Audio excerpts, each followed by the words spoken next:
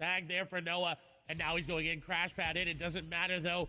The crash pad is actually going to send him away. He's got to keep the pressure up to keep this player from popping any shields, and he's got the player back and forth, up and down, up and down. He's got the crash pad, and he's going in. Shots are going to come through. The player puts the stare over the top of his head, and another good tag there. But Noah's not able to find him. Noah's not able to finish him off. This player continuously layer changing, going up and down in between the builds, and Hydro is just trying to run for their life.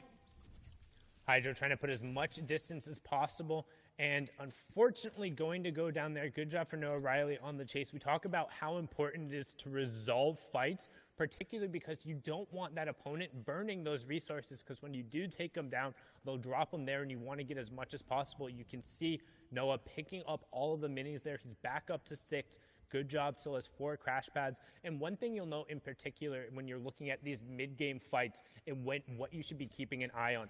Anytime a player has crash pads, that will enable them to push into boxes. You've seen it in 2 different ways, both from the top down, where they throw it against one of those cones because it lets them fall in. And then a perfect example, thank you, Ross Orange, for showing it right there, winning the fight against Hardfind very closely with 6 HP. That's the horizontal crash pad, where you line yourself up on the corner of the walls, you throw it against that corner, and it'll end up landing right behind you, and it pushes you forward into the box, but it won't affect the other player. So it allows you to line up your shot ahead of time, and most times it'll also put you behind them, so they're not able to play defensively, as Orange trying to play defensively here, but Baco.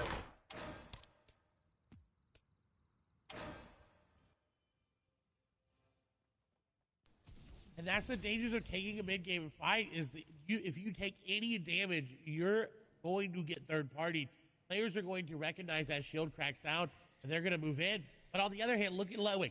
He took that fight, got out, and now is on the move. But Carrot is setting up an ambush for the shots coming through. Letwick has been cracked. Look at the box separation that he just did there from Carrot. Going to time to pass him, and he's the stare over the top is not his. He does get a nice layer change coming out and above, but he doesn't have enough time to pop the big shield. He's just looking to try to pop another mini, and he does get it off. And now he's looking for a shot. He needs to put the pressure back on to Carrot, because if not, then he's just going to keep running around, and Carrot's finally going to be able to get a shot on him. And Carrot decides, you know what? Not worth my time, not worth my materials, not worth my HP. I'm going to disengage. I'm 50-50 on that. It felt like if Carrot had kind of kept pressing, he might have been able to pick up Letwick, particularly because, look at Letwick, there are only 20 total builds coming out, but that also means if you are able to take him down, you're not going to necessarily get that much back. You'd only get the 35 total, and it's really not going to be that beneficial unless you're able to rotate cleanly off of it. Both have the crash pads, but now you can see fight going on here between Diablo and NXS Z-Andy. Z-Andy on the back foot here, and Diablo trying to push forward somebody we've seen had the capability of playing aggressively. He is above that Storm Surge threshold, so just trying to hunt this player and doing a good job of keeping Z-Andy on the back foot. Does get the cone replaced, owns both, edits back under. Z-Andy able to replace that stay there, so Diablo just going to reset for a second, make sure he's still back up at near that 100-100 threshold, and then Z-Andy going to go down. So good job making sure he picked that one up. Z-Andy was below that Storm Surge threshold. Diablo will see that coming through. The Storm Surge will tick that over. So that's what we talk about right now. You can see on the right-hand side, Diablo is currently 130 damage above. Z-Andy was below, which means he takes that 25 damage every 10 seconds. And it also signals to Diablo, hey, I can just tag this guy up and then wait, because any damage he does to that player, as long as they go down within a minute, he will still get credit for that elimination. He will still get the point. Then he can go over and safely pick up that loot. That is another aspect of competitive Fortnite that everyone has to think about. That Storm Surge, it plays a factor into so many of these players' games. Sometimes they forget about it because they're pumping, they're rolling, they got their mats, they got their ammo, they got their builds, they're in zone, and then they're like, wait, I didn't tag anybody this game. I got to look for tags. Frenzy Fishy on the other side above, and a good amount above. If you're about 100 to 150 above, you're looking at a good spot. As shots come through, he's going to take advantage and find swaps with one AR shot. That is what you needed. We saw Thomas H. do that in the first game. Just find any sort of elimination that you can, far away or up close. Don't even have to risk yourself getting tagged up for it. Beautiful elimination. Yeah, but you notice how he's doing that behind a cone and editing a single wall. That's to avoid all of those hunting rifle headshots that we've seen come out time and time again. You don't want to get a game ender looking for some of those tags to make sure you're safe.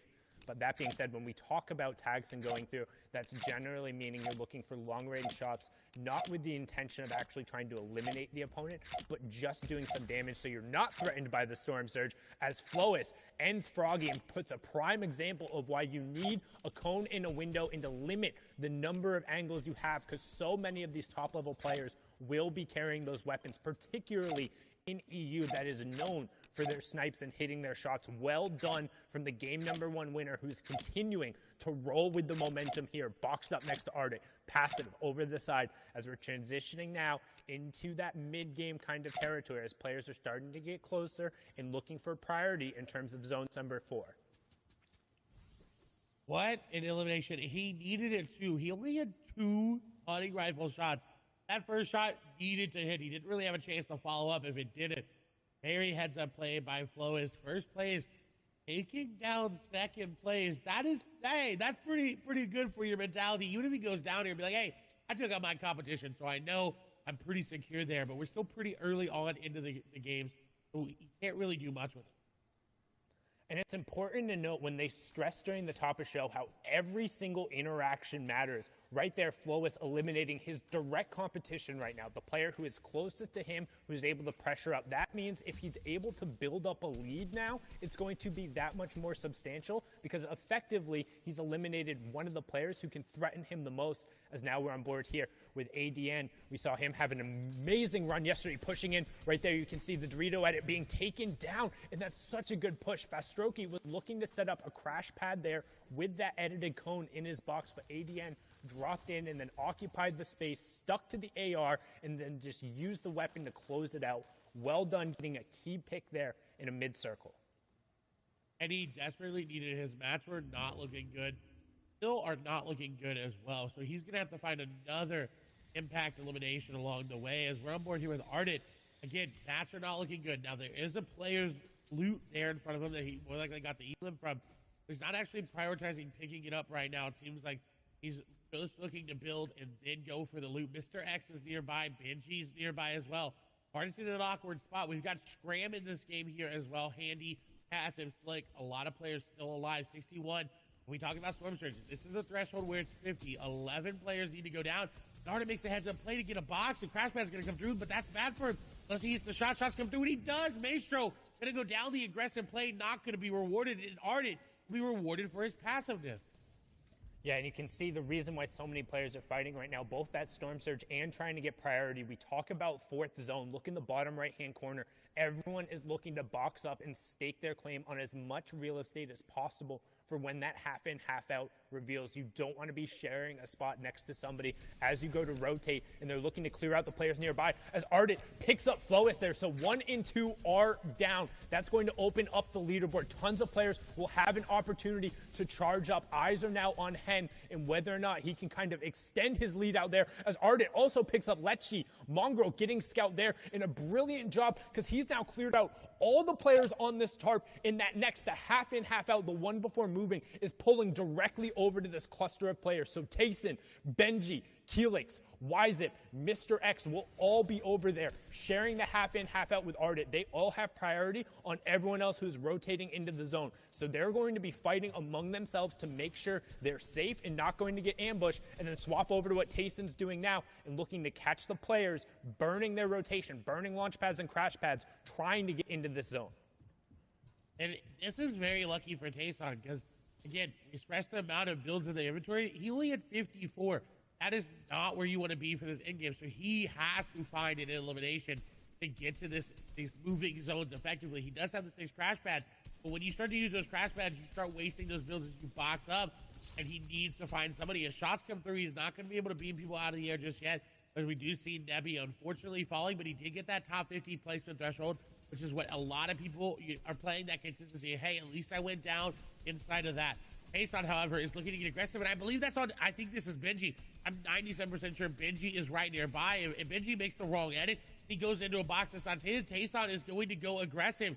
You see the big shoulder's going to be popped. Edit's going to come through. No crash pad in. Shots coming through. And Benji's going to go down. Tayson going to take him down.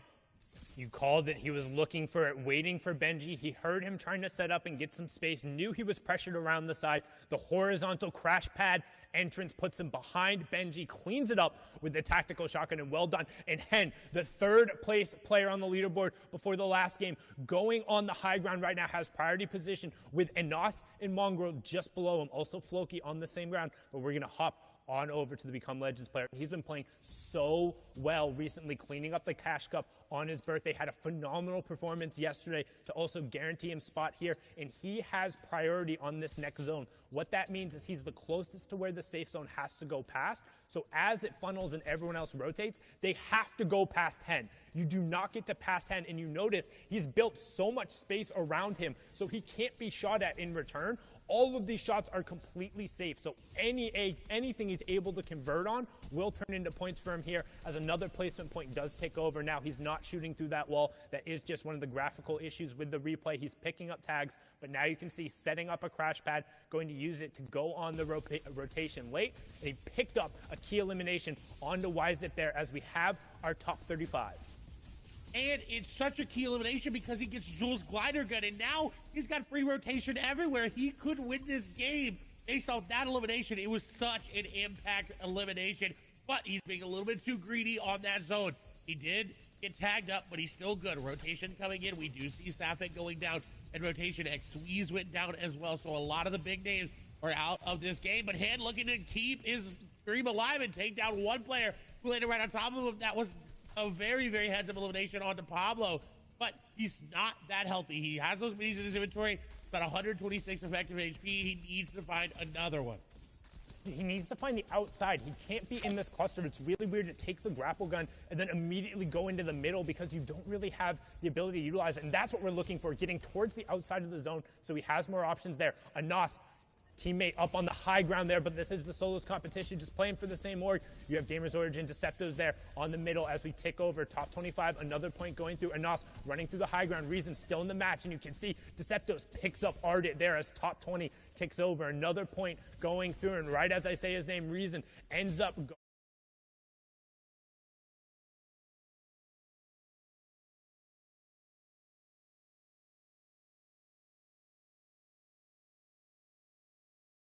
all of the builds on this level as we close in on top 15. Bad Sniper missing out on a key placement point, and Deceptos looking to try and find a pick on this Crash Pad player, doing a good job to deny the rotation, finds a tag, but not able to necessarily convert it. So many shots, but no elimination coming through, and he has to find that. That's such a key pickup.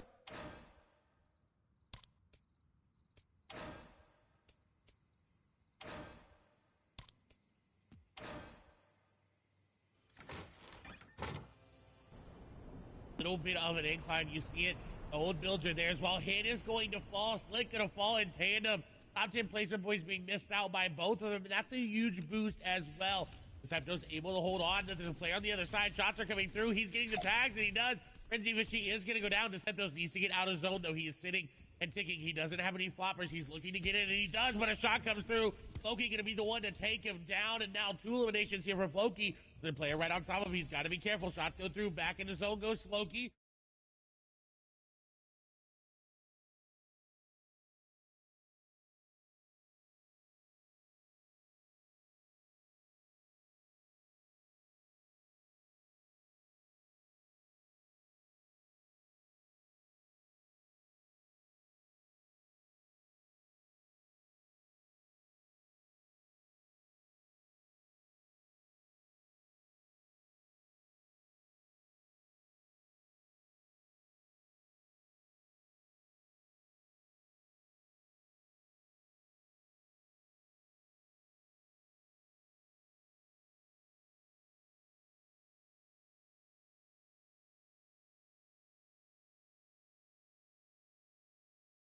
Continue the run of the caddy corner loot, proving it out, or can somebody from the low ground shut him down as Tayson picks up Scram Guard? So each elimination, each placement here, an additional point as Tayson ends Snazy right there. But the Shockwave Launcher comes out right away and knocks him over the zone. And Nos does get tagged, but he's able to pop the flop in the zone and then gets the follow-up tag with 6 HP to spare. Become Legends and Nos from the high ground. 4 eliminations in the Victory Royale, taking game number 2. The flop was what he needed to pop, and he did do just that. The victory ran.